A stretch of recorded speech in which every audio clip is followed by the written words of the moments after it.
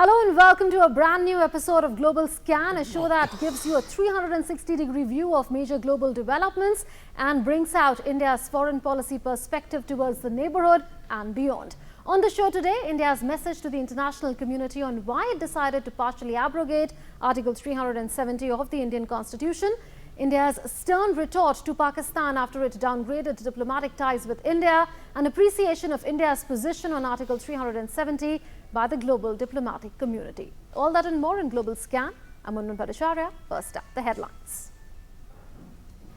Restrictions eased in Jammu and Kashmir a day after Prime Minister Narendra Modi's address to the nation on abrogation of Article 370. Schools, academic institutions and other establishments open in Samba, Kathua and Udhampur districts.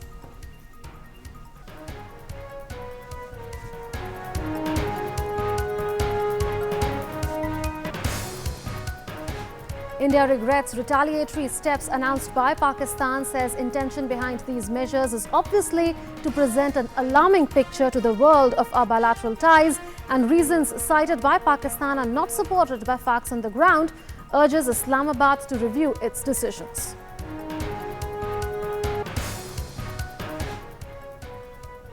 Australia and the North Atlantic Treaty Organization renew defense agreement with focus on Pacific region, sign a new enhanced partnership agreement.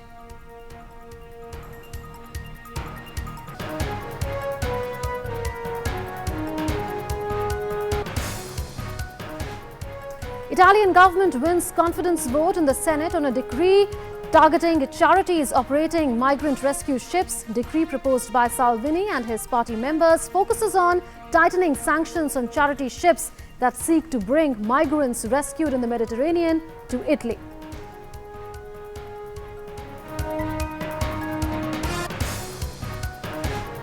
As Hiroshima and Nagasaki mark the 74th anniversary of the atomic bombing, Prime Minister Shinzo Abe reassures the country that Japan's mission to promote understanding of the devastating reality of atomic bombing would continue in country's new Reiwa era.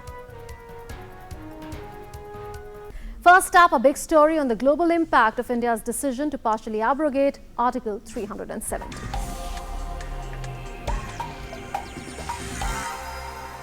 Days after India revoked Article 370 of the Constitution, removing special status to Jammu and Kashmir, and has also bifurcated the state into two union territories, Jammu and Kashmir and Ladakh, Pakistan downgraded diplomatic ties with it as an attempt to present an alarming picture to the world about bilateral relations and urged Islamabad to review its decision. Prime Minister Narendra Modi explained the rationale of the Government of India's decision to partially abrogate Article 370 on Thursday, saying it will usher into good governance, peace, development and employment opportunities in Jammu, Kashmir and Ladakh, which were held back because of Article 370, and will help combat terrorism, separatism, nepotism, discrimination and corruption. This was his message to India and the world on what necessitated the government's decision.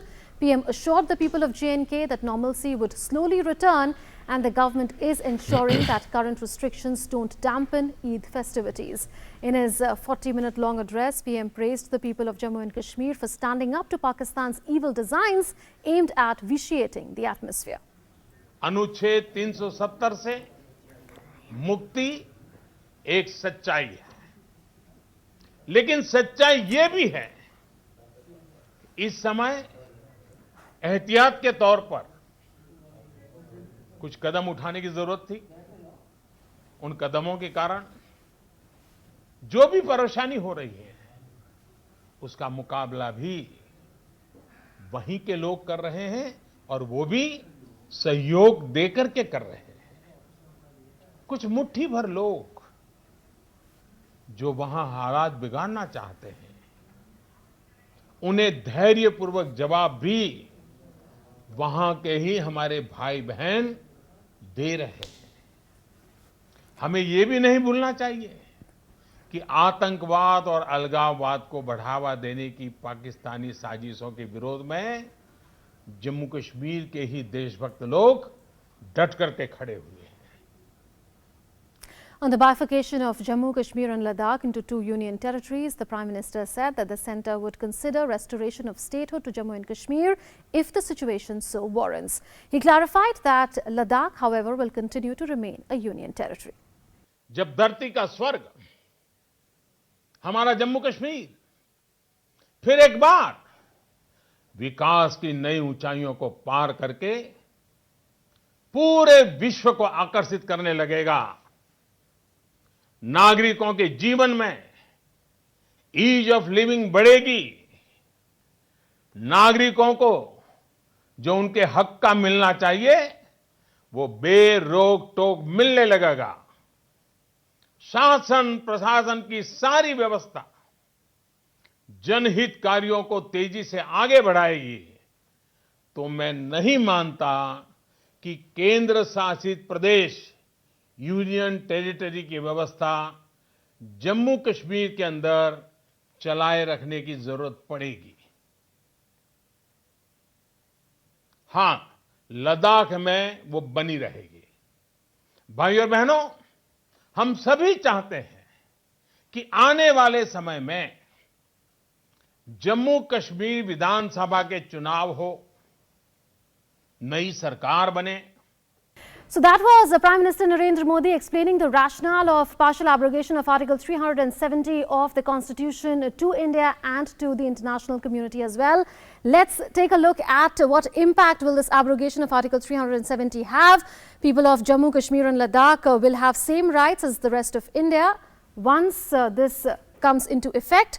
Also, hurdles in development of Jammu, Kashmir and Ladakh will go with the partial abrogation of Article 370. There will be equitable development across the country, laws made by Parliament to benefit people of Jammu, Kashmir and Ladakh, which wasn't the case earlier because of Article 370. Interests of minorities, workers, sanitation workers, Dalits, tribals, West Pakistan refugees will be protected now.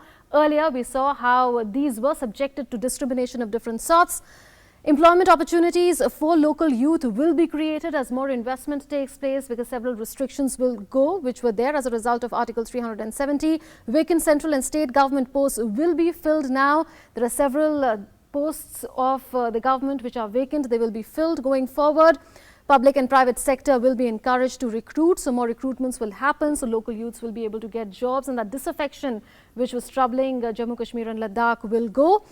Good governance in a transparent environment is what the abrogation of Article 370 will usher in by combating corruption.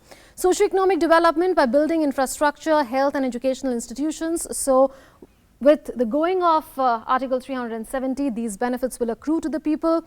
Global prominence for products of the region. There are several products that have a lot of potential. For example, Pashmina shawls, Kawa, to name a few. They will get global prominence. Ladakh to become a major center for spiritual tourism, eco-tourism, adventure tourism and solar power generation as well. So Ladakh's economy as a whole will also prosper going forward. Equitable development of Jammu, Kashmir and Ladakh will take place. Earlier we saw how development was lopsided and Kashmir-centric. Now there will be equitable development of the three regions, Jammu, Kashmir and Ladakh. So these are the benefits of abrogation of Article 370 that will now start accruing to the people.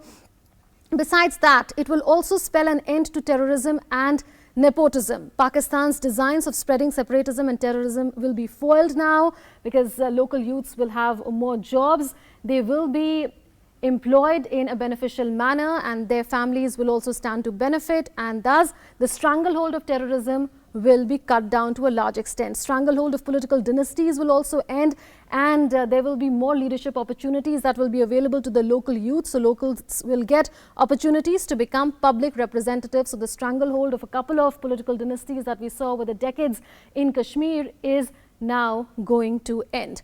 And there is global support for India. Sri Lanka has backed India. This is Sri Lankan Prime Minister Ranil Wickremesinghe. He tweeted, "I understand Ladakh will finally become a union territory with over 70% Buddhists. It will be the first Indian state with a Buddhist majority. The creation of Ladakh and the consequential restructuring are India's internal matters. I have visited Ladakh and it is worth a visit." So there is positive response coming to India's decision to abrogate Article 370 from India's immediate neighborhood, from Sri Lanka that is.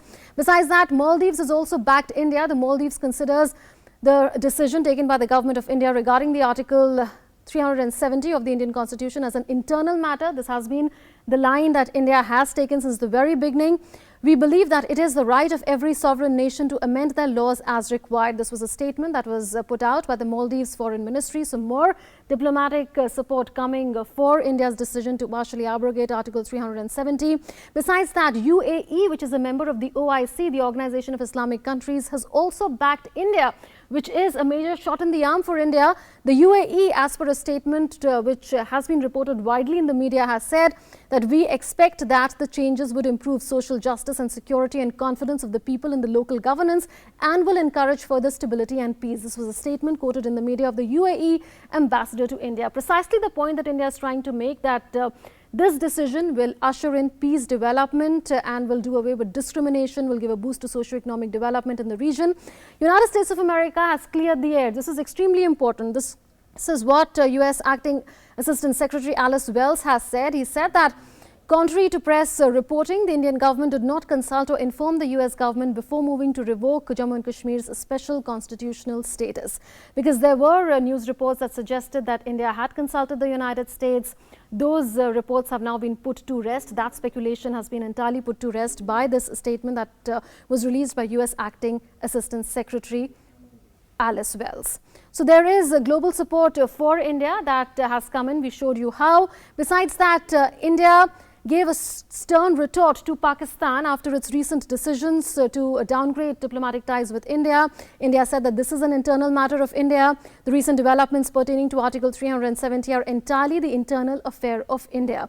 This has been the long-standing position of India, that all matters regarding Kashmir are an internal matter of India. POK is an integral part of India, and so is Aksai Chin. The Constitution of India was, is and will always be a sovereign matter. So this is an internal matter of India. This is what India has said. Article 370 of the Constitution is a part of the Indian Constitution. 35A was a subset of 370, and these are since part of the Indian Constitution. They are very much an internal matter of India. Seeking to interfere in that jurisdiction by invoking an alarmist vision of the region will never succeed. This is the point that India made, because India said that Pakistan, by downgrading diplomatic ties and expelling the Indian High Commissioner, has sought to give an alarmist view to the world of the ties between India and Pakistan.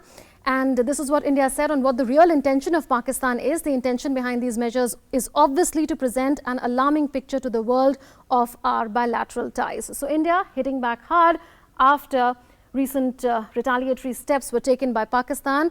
More on the real intention, India says the reasons cited by Pakistan are not supported by facts on the ground. So facts on the ground are very much at variance with the kind of picture that Pakistan is trying to project to the international community. The MEA also said that India is committed to welfare of J&K. Recent decisions by the government and Parliament of India are driven by a commitment to extend to Jammu and Kashmir opportunities for development that were earlier denied by a temporary provision in the Constitution. So India underlining the fact that abrogation of Article 370 is extremely important, because there was discrimination that had set in earlier and there was lack of equitable socio-economic development. Its impact would also result in the removal of gender and socio-economic discrimination. India had always given some very, very hard signals to Pakistan on the trade front as well as on the diplomatic front, because of the repeated terror attacks that Pakistan has been perpetrating on Indian territory. Meanwhile, the situation in Jammu and Kashmir is peaceful. Restrictions have been eased in Jammu, Katwa and Samba districts with the opening of government and private educational institutions, shops, schools and academic institutions. Jammu and Kashmir administration has said that all necessary steps will be taken to ensure that those returning from Hajj pilgrimage don't face problems. Kashmiri pundits have welcomed the abrogation of Article 370, saying that for the first time any Prime Minister has taken such a significant decision for the people of Jammu and Kashmir. They expressed hope that now they will be able to return to their homes. पहली बार किसी को, खास तौर पे प्रधानमंत्री को सुना है कश्मीर के बारे में, जम्मू कश्मीर के बारे में इतनी डिटेल में बात कर रहे हैं वो, तो उन्होंने मुझे लगता है हर एक क्षेत्र को टच किया. डेफिनेटली एक बहुत ही पॉजिटिव डेवलपमेंट है. हम ये सोचते हैं कि जम्मू एंड कश्मीर के जो अच्छे दिन हैं वो आने वाले हैं, और हमें ये लगता है कि ख़ास तौर पे हम कश्मीरी पंडित जो बाहर रह रहे हैं, डेफिनेटली वापस कश्मीर एक बहुत ही अच्छे माहौल में वापस चले जाएंगे. Let's now get an update from the ground there in Srinagar. Our correspondent Mark Lynn is stationed. Mark, how is the ground situation in the Kashmir Valley now? Have services been partially restored? Well, Munmun, there is a large security blanket all over Srinagar. I came in this morning and, well, in some places I saw a heavy security blanket and in some places less so. Traffic is moving up and down. People are walking up and down. Some shops are open. I bought a bottle of water for 20 rupees, which shows that MRP is still functioning. So things look okay, but you don't know what all this is a precautionary measure. So one is not very sure. There is a thick security blanket, as one says, and perhaps people are smiling also. One doesn't know what lies underneath those smiles. People seem to have accepted what the Prime Minister said yesterday. There is hope in the air, perhaps one can say that, because these decisions have been taken in the interest of development of the state. One has to give it time for people to understand and assess and see what they've lost and what they've gained, because there is that sense of feeling amongst themselves that they may have lost something. But by and large, as you can see, life seems to be going on quite well. Of course, there are incidents where we have, as I said earlier, thick security blanket, cars are checked, lots of vehicles checked. We were also checked quite a few times. So all the precautions that are necessary in a situation like this, and they are precautionary measures, as one has already been saying. Right, Mark. Thank you for having joined us with a ground report from Srinagar. And for more perspective in terms of how the international community is viewing Article 370's abrogation by the Union of India, we are joined by Vivek Karju, former Secretary MEA. I welcome you, Ambassador Karju, to Global Scan. How do you look at the way India's MEA, that is the Ministry of External Affairs, handled the situation diplomatically in the aftermath of the announcement by Home Minister Amit Shah in both Houses of Parliament that India has decided to partially abrogate Article 370, because media reports suggest that India kept the international community in the loop, in the sense that there were several envoys in Delhi who were briefed on the rationale behind India's decision, and also there were 15 members of the UNSC who were briefed from time to time over a period of time after the announcement was made, so that they better appreciate India's position. It is normal diplomatic practice to engage the international community on issues of significance, and certainly the downgrading of Article 370 and the removal of special status of J&K falls in that category. India explained the rationale on the lines that the Prime Minister spoke yesterday, that this would assist in better governance and in economic development and a more equitable order in Jammu and Kashmir, and also would improve the situation in Ladakh in terms of the development of what is now the Union Territory of Ladakh. India also mentioned that this step would also assist in curbing cross-border terrorism, and if you recollect, one of the objectives mentioned formally in Parliament for the conversion of the erstwhile state of J&K into the Union Territory of J&K was the internal security situation on account of cross-border terrorism. All in all, the engagement seems to have gone off very well, for it stressed that whatever steps India had taken fell completely within its domestic jurisdiction, and India had every right to take that step. The Pakistani reaction has been over the top, and I do think that India stressed correctly that this reaction was meant to draw the attention of the international community to the exaggerated view that all is not well, to such an extent that it can be a dangerous situation. So, India correctly said that diplomatic channels between the two countries should continue unimpeded at this level, and India was not provoked by Pakistani steps, the steps that Pakistan has taken will harm it more than help.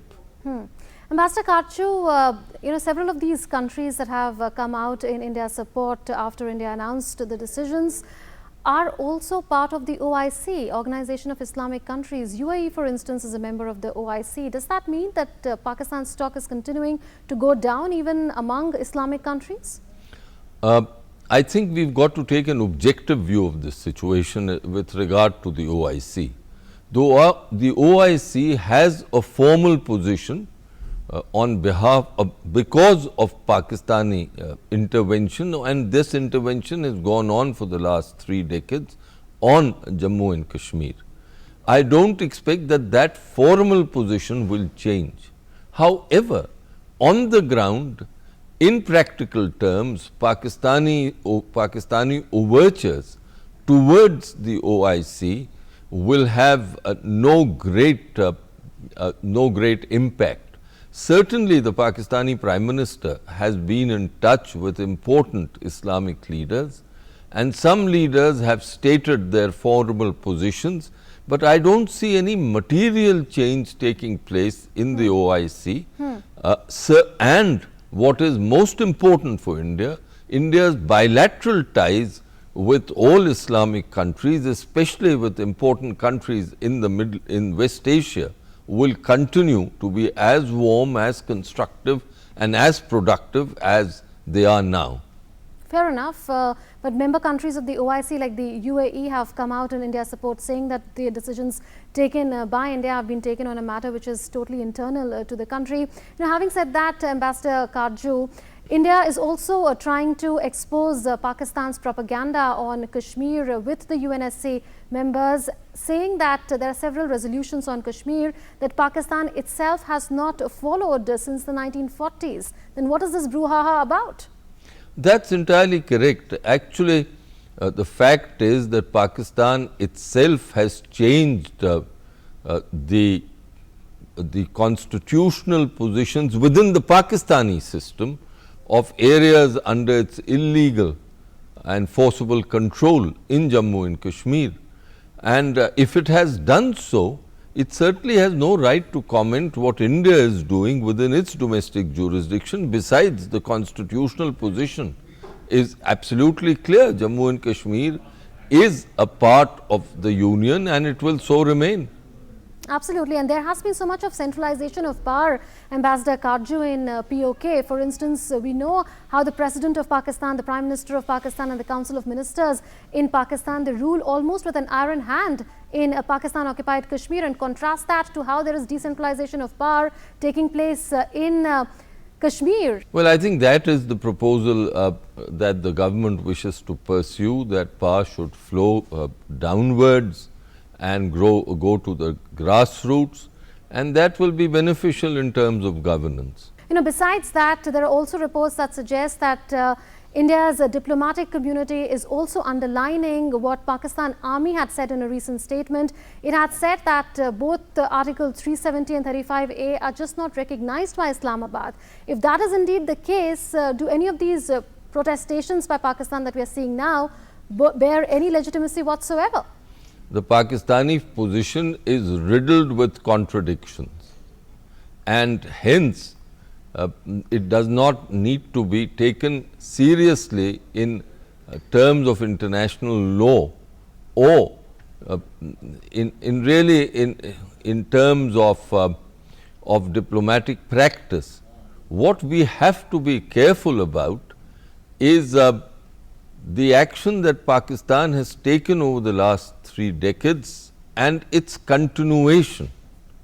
That is, that Pakistan has used covert means, it has fostered cross-border terrorism, and the chances are that it will not let up in this effort.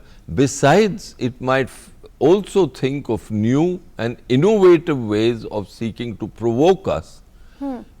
It will continue to act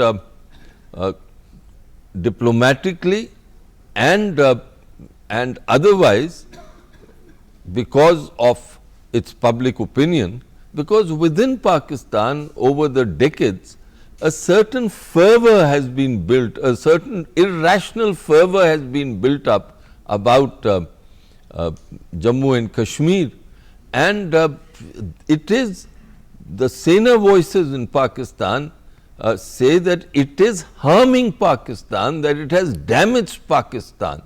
But the Pakistani army and those who say that, those who think that they are in charge of the Nazariya of Pakistan or Pakistan's ideology are so wedded to this negatives that they are willing to cut their nose to spite their face. It's irrational, but it's something that we have to live with. As the defense minister, our defense minister rightly said, God help anyone that has a neighbor like Pakistan. Absolutely. Pakistan scoring self-goals repeatedly at the same time. Thank you, Ambassador Karju, for having joined us on Global Scan. Thank you. Well, moving on and now to other major global developments. Australia reinforced its relationship with NATO by signing a new joint partnership in a bid to work closely. The document was signed between Australian Defence Minister Linda Reynolds and NATO's Secretary General Jens Stoltenberg in Sydney early this week.